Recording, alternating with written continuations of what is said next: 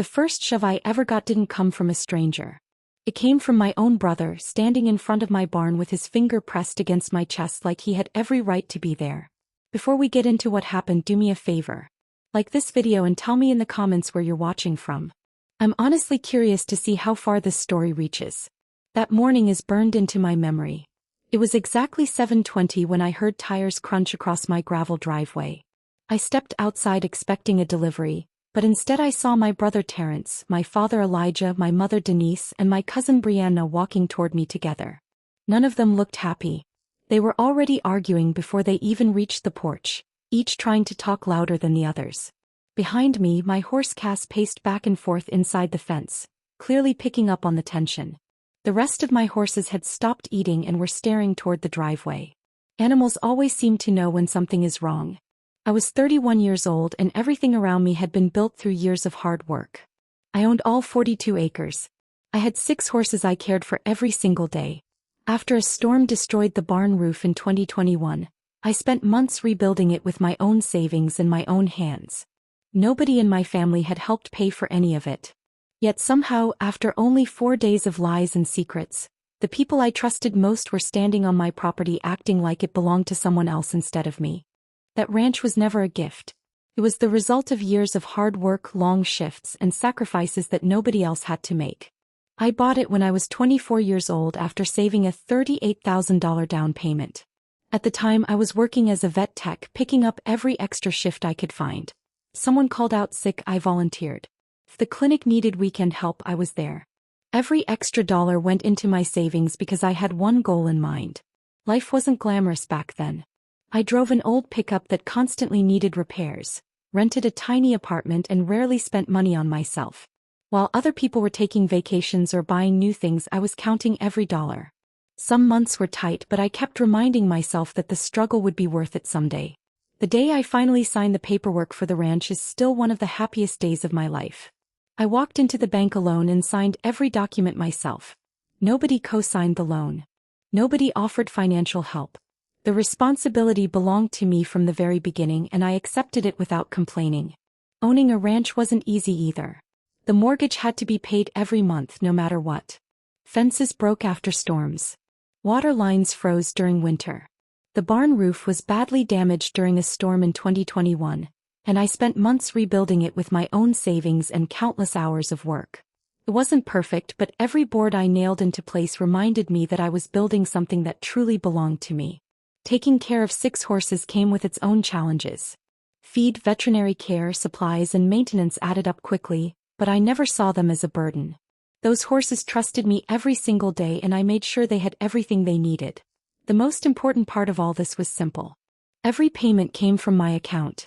Every tax bill had my name on it. The deed listed only one owner, and that owner was me.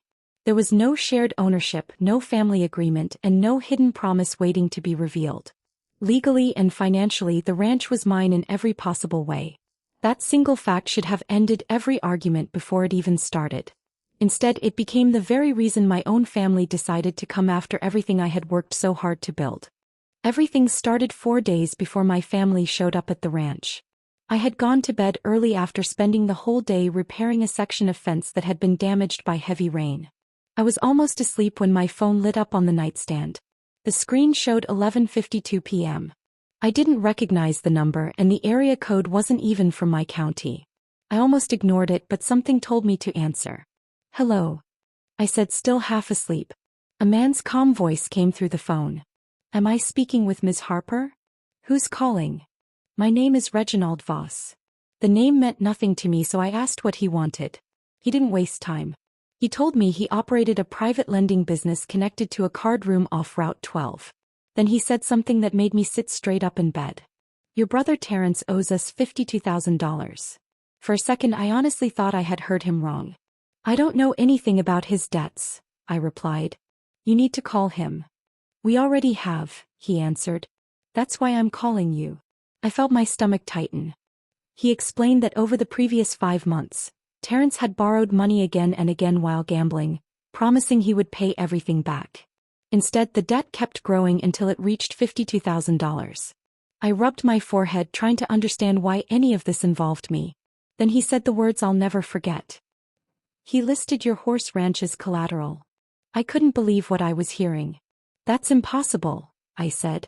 The ranch belongs to me. He doesn't own any part of it. There was a short silence before he answered in the same steady voice. That isn't what the paperwork we received says, ma'am. My heart started pounding. There has to be some mistake. My brother has no authority to offer my property to anyone. I suggest you look into it quickly, he replied. As far as we're concerned, we have signed documents. I threw the blankets aside and started pacing across my bedroom. What documents? I demanded. Who signed them? I'm not discussing that over the phone. You've got the wrong person. I hope you're right, he said. Because if the paperwork turns out to be valid, you have 21 days before we begin collecting against the collateral. The line went silent. I stood there holding my phone, staring into the dark room, trying to convince myself it had to be some kind of scam. But something about the man's confidence wouldn't leave my mind. He never raised his voice. He never threatened me. He spoke like someone who believed every word he was saying. That was the moment I realized this wasn't just my brother's problem anymore. Somehow he had dragged my ranch into it and I had no idea how. As soon as the call ended, I dialed Terrence. It rang over and over until it went to voicemail. I called again, thinking maybe he had fallen asleep or missed it. The same thing happened. I sent him a text asking him to call me immediately because someone had just contacted me about his gambling debt. There was no reply. I didn't sleep much that night. Every possible explanation ran through my mind, but none of them made sense.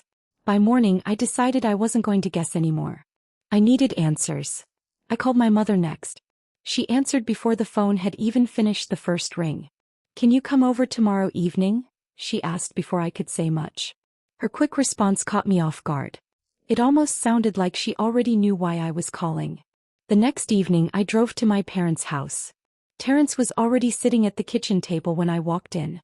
My father was making coffee, and my mother quietly placed 4 mugs on the table like we were about to have a normal family conversation. Nobody smiled. I sat down and looked directly at Terrence. Did you tell people my ranch was collateral for your debt? He kept staring at the table instead of looking at me. Answer me. He rubbed his hands together but still didn't say a word. My father finally broke the silence. We're going to figure this out as a family. I turned toward him.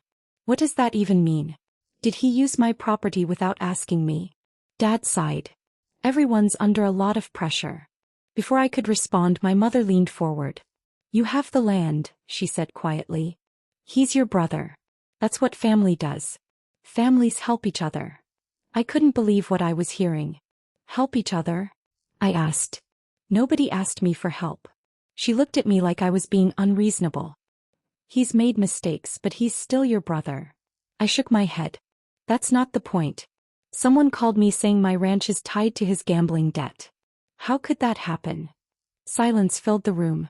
I looked at Terrence again. Did you sign something using my property? He finally lifted his head for a second before looking away again. Nobody answered. I asked the question again, slower this time. How did you list land that doesn't belong to you? My father looked down into his coffee. My mother folded her hands together without saying a word. Terrence stayed completely quiet. That silence told me more than any confession could have. No one denied it. No one called the lender a liar. No one acted surprised by what I was saying. They already knew. In that moment, I realized I wasn't sitting at the table to find the truth. They already had the truth. They had invited me there because they expected me to accept it, forgive it, and somehow sacrifice everything I had built to clean up a mess I didn't create. I left my parents' house with more questions than answers. The silence around that kitchen table kept replaying in my head during the drive home. If everyone acted like they already knew what was happening, then I wasn't going to wait for another explanation. I wanted facts, not excuses. The next morning, I drove straight to the county records office as soon as it opened. I walked up to the counter, gave the clerk my property address, and asked for every document that had been filed against the ranch during the past year. She typed for a minute, printed a few pages, then disappeared into the back room. When she returned, she handed me a file. I thanked her and sat down at one of the public tables. At first, everything looked normal. I recognized the mortgage records and tax documents. Then I reached a page that made my hands stop moving. It was a quitclaim deed. According to that document, I had transferred a 50% ownership interest in my ranch to Terrence 6 weeks earlier. I stared at it, hoping I had misunderstood what I was reading. Then I looked at the signature. It had my name written across the bottom, but I knew immediately it wasn't mine. Someone had tried to copy the way I signed legal papers, but the small details were wrong. The letters leaned differently. The final stroke wasn't the same. It looked convincing from a distance, but I knew my own signature better than anyone. I had never signed a deed giving my brother ownership of anything. In fact, I had never signed any legal document with Terrence present during my adult life. I looked through the rest of the paperwork, searching for some explanation that would make all of this reasonable, but there wasn't one. The filing had been accepted and officially recorded. As far as the county records showed, my brother owned half of my ranch. A cold feeling settled over me. Whoever had done this didn't just guess. They had access to information most people wouldn't have. They knew exactly how my paperwork was organized and what documents would be needed to make the filing appear legitimate. My mind immediately went back to my grandfather's old deed box, which had been stored at my parents' house for years after he passed away. It contained copies of old property records, personal documents, and paperwork connected to the ranch. My father had always said he was keeping everything safe. There was also another detail I couldn't ignore. Months earlier, I had left some old business files with my parents while cleaning out my office. Those folders contained copies of forms with my signature on them. The more I thought about it, the worse it became. This wasn't something Terrence could have thrown together overnight. Someone had planned this carefully, gathered the right documents, and made sure the forgery looked real enough to pass through the recording process. By the time I walked out of the records office, I knew one thing for certain. This wasn't just about gambling debt anymore. Someone had stolen part of my ranch on paper, and I was determined to find out exactly who helped make it happen. I couldn't stop thinking about everything I had found at the county records office. The forged deed wasn't something that could have happened by accident. Someone had spent time putting it together, and I kept coming back to one place in my mind: my father's storage unit. For months, Dad had been telling everyone he was organizing old family papers. Nobody questioned it because he had always kept important documents after my grandfather passed away. That afternoon I drove there hoping I was wrong. The storage unit was quiet. When I unlocked the door, I found shelves lined with boxes, plastic containers, and old filing cabinets. At first, everything looked ordinary. I started opening boxes one by one, checking labels until I found one marked Ranch. Inside were copies of property records, insurance papers, tax statements, and older files I hadn't seen in years. I carefully sorted through them until 3 documents caught my attention. The first was an equipment loan application with my name printed across the top. According to the paperwork, I had applied for financing to purchase a livestock trailer worth thousands of dollars. I had never filled out that application, and I had never owned the trailer listed on the form. The second document was even stranger. It was an amendment to my ranch insurance policy naming Terrence as a beneficiary if anything happened to the property. I had never requested that change or signed anything approving it. Then I found something that made my stomach drop. Tucked inside a small envelope were 2 notary stamps still in their packaging. Neither one belonged to me. Attached to the receipt was an online order confirmation dated just 2 months earlier. I stood there staring at those stamps, trying to understand why anyone would need them. The answer became obvious almost immediately. Someone hadn't forged just one signature. They had gathered documents, created supporting paperwork, and bought tools that could make fake records appear official. Every piece fit together like part of the same puzzle. By then, I wasn't looking at one dishonest decision made in panic. I was looking at months of preparation. Every document I found pointed in the same direction. Someone had been building a false paper trail long before that late-night phone call ever reached me. I carefully photographed everything before putting the papers into a folder. I knew these records might become evidence, and I wasn't going to leave them behind. As I locked the storage unit and walked back to my truck, one thing became clear. Whoever planned this believed I would never look closely enough to uncover the truth. They had underestimated just how far I was willing to go to protect the life I had spent years building. That evening, I was still sorting through everything I had found at the storage unit when Cass suddenly lifted her head and let out a sharp, uneasy sound. The rest of the horses stopped eating and gathered near the far fence. They only acted that way when someone unfamiliar came onto the property. I looked out the window and saw a pickup truck parked just outside my gate. Two men stepped out and slowly walked toward the fence line. I had never seen either of them before. Something about the way they looked around the ranch made me uncomfortable. They weren't admiring the property. They were studying it. Before walking outside, I grabbed my phone and started recording. When I reached the fence, one of the men nodded politely. "You the owner?" he asked. "I am. What do you want?" "We're here to assess the collateral." I frowned. "What collateral?" He glanced toward the horses. "The livestock." My heart sank. "You have the wrong property," I said firmly. "This land belongs to me and nobody has permission to inspect anything." The second man folded his arms. "We're only doing our job." "No," I replied. "You're standing on private property without permission. Leave now." They looked at each other but didn't move right away. I raised my phone so they could clearly see it. "This conversation is being recorded. If you don't leave immediately, I'm calling the sheriff." That finally got their attention. As they turned back toward their truck, the older man stopped and looked over his shoulder. "You might want to have another talk with your brother." I didn't answer. He gave a small shrug before saying something that stayed with me long after they drove away. "He already promised us the horses if the land deal falls through." Then they got into the truck and left. I stood there in complete silence, listening to the engine disappear down the road. I turned toward the pasture where my horses were still gathered together, watching everything from a distance. Cass slowly walked over and rested her head against the fence as if she could sense how shaken I was. Those horses had been with me through some of the hardest years of my life. I had raised some of them from foals, cared for them through injuries, and spent countless early mornings and late nights making sure they were healthy. They weren't property I could simply replace. The worst part wasn't what those men had said. It was what their words revealed.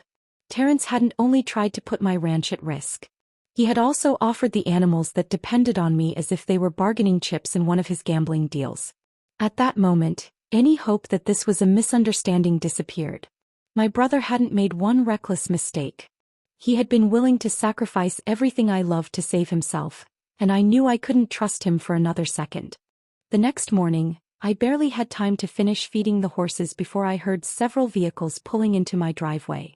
I looked up and saw Terrence climbing out first. My father followed him, then my mother, and finally my cousin Brianna. None of them had called to say they were coming. They walked toward me together like they had already decided how this conversation was going to end. Cass and the other horses immediately became restless. They shifted around the pasture, ears pointed toward the driveway, sensing the tension before anyone even spoke. Terrence didn't waste a second. He marched across the gravel and pointed his finger straight at me. "You're really going to let these people come after me over land you don't even use half of?" he yelled. I couldn't believe what I was hearing. "Pie land?" I asked quietly. "You're choosing strangers over your own family." I stared at him, trying to understand how he could say those words after everything I had discovered. My father stepped between us. "Nobody wants a fight," he said. "We just need to work this out." My mother nodded in agreement. "If you help your brother now, this can all go away." I looked from one face to another. "Help him how?" "Sign whatever needs to be signed," she replied. "Save your brother before it's too late." It felt like they expected me to pretend none of the lies had happened. My hand covered my mouth as I tried to hold back everything I wanted to say. For a brief moment I felt overwhelmed. These were the people who had raised me, and now they were standing on my property asking me to give away what I had spent years building. Behind me, the horses shuffled nervously inside the pasture. The sound of their hooves against the ground pulled my attention away from the shouting. Then I remembered the folder sitting inside my truck. Inside that folder was the forged deed, copies of fake documents, photographs from the storage unit, and every piece of evidence I had collected. Suddenly the fear disappeared. I lowered my hand and looked directly at Terrence. "You forged my signature." His face changed for just a second before he looked away. Nobody denied it. Nobody even tried. The silence was louder than any argument. Something inside me became completely calm. I realized I wasn't dealing with a misunderstanding or a desperate mistake. I was standing in front of people who expected me to sacrifice everything so the person who betrayed me could avoid the consequences of his own actions. That was the moment I stopped trying to protect my family's feelings. From then on, I was only going to protect the truth, and the ranch that had always belonged to me. I didn't argue with anyone. There was no point. Every excuse I had heard over the past few days had only confirmed what I already knew. Instead of raising my voice, I reached into my pocket, pulled out my phone, and called the sheriff's department while my entire family stood there watching. The dispatcher answered and I calmly explained what had happened. I reported the forged deed that had been filed against my property, the false claim that my ranch had been used as collateral for my brother's gambling debt, and the 2 men who had come to my fence the night before claiming they were there to inspect my horses. No one interrupted me. Terrence stared at the ground. My father kept shaking his head. My mother looked at me as if she couldn't believe I had actually made the call. When I ended it, she finally spoke. "You didn't have to do this." I looked at her. Yes, I did. About 15 minutes later, 2 sheriff's deputies drove up the driveway. The moment I saw the patrol cars, I felt something I hadn't felt in days. Relief. At least now there would be an official record of everything that had happened. The deputies introduced themselves and asked everyone to remain calm while they listened to both sides. I handed over the folder from my truck. Inside were copies of the forged deed, photographs of the documents I had found in the storage unit, and the video I had recorded of the 2 men standing at my property line. One deputy carefully flipped through each page while the other took notes. Before I could finish explaining everything, my mother stepped forward. "This is a family matter," she insisted. "We can settle this ourselves." The deputy looked at her without raising his voice. "Ma'am, forging a deed isn't a family disagreement. It's a felony." The words seemed to stop everyone in their tracks. For the first time that morning, nobody had an answer. Terrence's face lost its color. My father stayed completely silent. My mother took a step back, suddenly realizing the situation was far more serious than she had wanted to admit. The deputy asked if I wanted to make a formal report. "I do," I answered without hesitation. He nodded and began filling out the paperwork. As I signed my statement, I didn't feel guilty. I wasn't trying to punish anyone. I was protecting myself and the property I had worked for all my adult life. When the deputies finished collecting the evidence, they explained that the investigation would begin immediately and that the county records office would also be contacted as part of the process. Watching the patrol cars pull away, I knew there was no going back. My family had expected me to stay quiet and clean up the mess. Instead, I had chosen the law because the truth was finally stronger than the pressure they had spent years putting on me. 7 months have passed since everything changed. Looking back now, it's hard to believe how close I came to losing the ranch I had spent years building. The investigation moved faster than I expected once the evidence was in the hands of the sheriff's department. Within 3 weeks, the county officially voided the forged deed after investigators confirmed the notary stamp was fake and the signature didn't belong to me. Terrence was charged with forgery and several related offenses. The court ordered him onto a restitution plan, and for the first time in his life he had to face the consequences of his own decisions. Last I heard, he's working long shifts to repay what he owes. Nobody is stepping in to rescue him anymore. The investigation also reached far beyond my family. Reginald Voss and 2 of his associates were arrested during a larger case involving illegal private lending across several counties. I wasn't the only person who had been caught in their schemes. 4 of us testified, and hearing the other stories reminded me how important it was that I spoke up instead of staying silent. My relationship with my father is different now. We talk once in a while, but things will never be the way they were before. Trust doesn't come back overnight. It has to be earned, and we're still a long way from that. As for my mother, we haven't spoken since the day the deputies came to the ranch. She made her choice and I had to make mine. The ranch is still exactly where it has always been. All 42 acres are still mine, and every one of my 6 horses is safe. This spring, I installed a new gate at the entrance to the property with a strong lock that only I can open. Some people have told me that's harsh. I don't see it that way. For the first time in my life, I understand that protecting what you've earned isn't selfish. It's necessary. My name is the only one on that deed, and after everything that happened, it finally means exactly what it should. That's the end of this story, but maybe not the end of the journey. If you enjoyed it, leave a like and subscribe for more stories. Tell me in the comments what you think happened next. Thanks for watching, and I'll see you in the next one.